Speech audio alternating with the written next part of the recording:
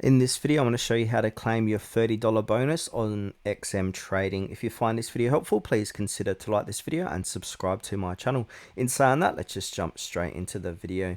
Okay, so step number one is we need to check our eligibility. So the $30 bonus is for new XM clients only.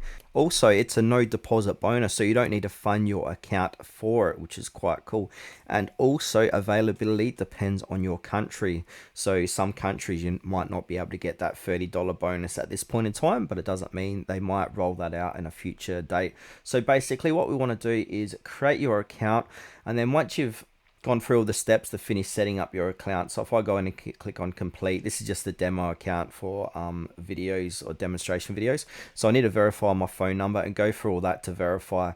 Now, once I've done all of that stuff, when we go back to our trading account, we've got the option to add in that $30 trading bonus, and that's going to appear on the home screen. If it isn't in the home screen, we basically want to go to our members area and then go to promotion bonuses and then select the $30 deposit bonus, then click claim. And then once you've claimed it, the bonus is going to be credited instantly into your trading account. Then you can go ahead and trade Forex, gold, cryptos, etc.